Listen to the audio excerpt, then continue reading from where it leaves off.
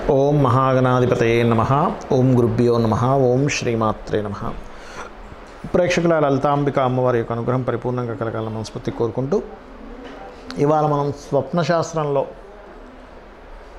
ఒక్కొక్క విషయం తెలుసుకుంటూ ఉన్నాం. అయితే ఎప్పుడైనా ఒక విషయాన్ని గుర్తుపెట్టుకోండి, స్వప్నం అనేటువంటిది మీకు ఏ సమయంలో వచ్చింది ఈజ్ మోస్ట్ ఇంపార్టెంట్. ఉదయం చూసినటువంటివి, మాట్లాడుకుంటున్నటువంటివి, లేకపోతే మీరు అనుభవంలో వచ్చినటువంటివి, అనుమానంగా మీరు అనుమానించినటువంటివి స్వప్నంలోకి వస్తే వాటిని తీసుకోకూడదు.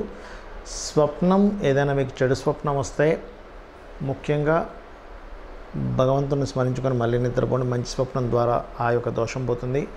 మంచి స్వప్నం వచ్చినట్లయితే మరల నిద్రపోకండి, దానివల్ల మంచి ఫలితం బాగా పొందగలుగుతారు. ఎటువంటి చెడు స్వప్నం వచ్చినా కూడా మీరు గజేంద్ర మోక్షం చదువుకోండి. ఇవి ముఖ్యంగా పాటించండి.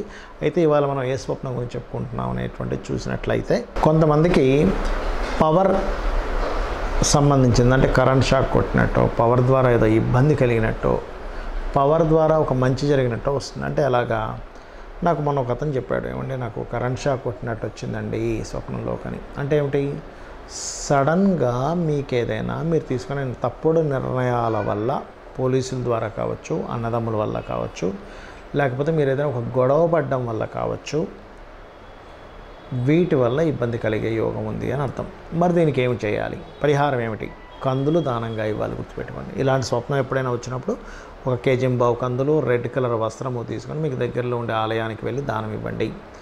సుబ్రహ్మణ్యేశ్వర స్వామి, ఆంజనేయ స్వామి చుట్టూ ప్రదక్షిణం చేయండి. గజేంద్ర మోక్ష ఘట్టం కానీ, లేకపోతే త్రిజట స్వప్న వృత్తాంతాన్ని కానీ చదువుకోండి. అలా కాకుండా మీకు పాజిటివ్గా వచ్చింది, అంటే ఎలాగా, నేను చీకట్లో ఉన్నానండి, అప్పుడు ఇలా పవర్ వచ్చింది, వెలుతురు వచ్చింది, అమ్మయ్య నేను బయటపడ్డాను అనుకున్నాను అని వచ్చింది అనుకోండి, మంచిది. అలాగే ఆ ఊరంతా ఎప్పుడూ చీకట్లోనే ఉంటుంది, కానీ ఒక అతను ఎవరో పెద్దతను వచ్చి అక్కడ కరెంట్ని ఏర్పాటు చేసినట్టు కల వచ్చింది, మంచిదే. అదేవిధంగా ఈ బల్బు కాలిపోయింది, ఎలగదు అంటున్నాను స్వప్నంలో, కానీ మా తమ్ముడు లేకపోతే నేను చూస్తే వెలిగింది, అరే కాలిపోయింది అనుకున్నాం బల్బు కానీ వెలిగింది అని వస్తుంది స్వప్నంలో కొంతమందికి, అది కూడా మంచిదే, గుర్తుపెట్టుకోండి. అదేవిధంగా నేను ఒక వైర్ పట్టుకున్నాను, కొంతమందికి వస్తుంది అలా కల, వాళ్ళు ఒక వైర్ పట్టుకున్నట్టు.